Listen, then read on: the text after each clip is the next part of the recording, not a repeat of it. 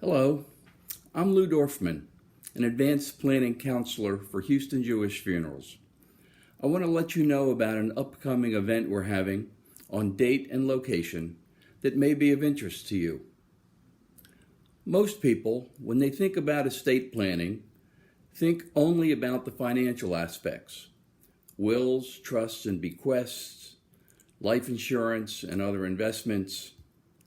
Sometimes they make plans for advanced medical directives.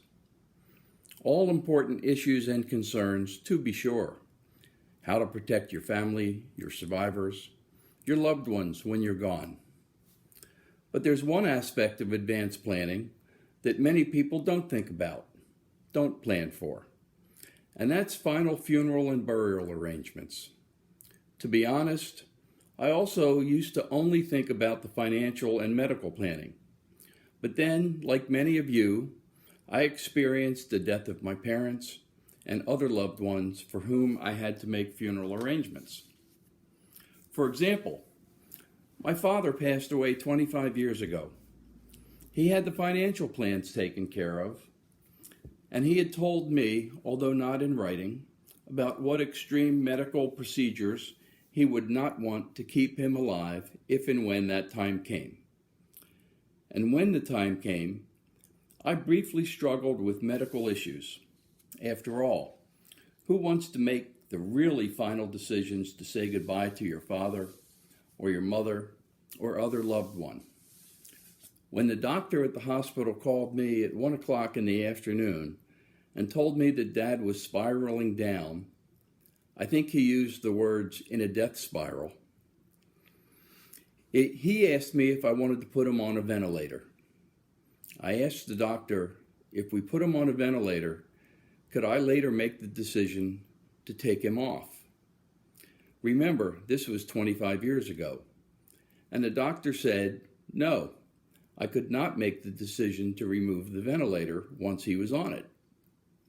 So I told the doctor, no, do not put Dad on a ventilator.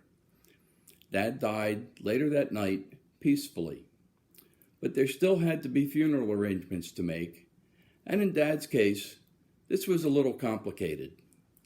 For one thing, I lived in Mississippi, and Dad lived with me and my family.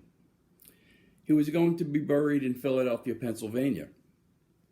So because of various state regulations regarding transportation of a deceased body, 3 states and 3 funeral homes were involved. One in Mississippi, one in New Orleans, Louisiana, because the flight to Philadelphia originated there, and one in Philadelphia that actually handled the actual burial. Another complication was that my brother in Philadelphia and I were both equal partners in decision making, and we had some different ideas about the funeral. You see, Dad had never expressed, either verbally or in writing, what he wanted in terms of a funeral: casket, service, etc. The only thing we knew was the cemetery and the grave location. So, for Shalom Bayit, to keep peace in the family, I let my brother make the decisions, most of which I was more than satisfied with, but a couple of things I would have done differently. Also, without getting into any details, as executive director at Beth Yeshurun for 17 years, I observed and experienced and had to assist with families that wouldn't and couldn't get along, even regarding the death of their parent. It was so sad. Anyway, as I noted earlier, I'll be discussing the process of advanced plannings, the whys, the whats, and the hows, at location and date and time. I'd be happy to have you attend. We'll be providing a light lunch or dinner. To register to attend, just click the link at the end of this video or call or email me.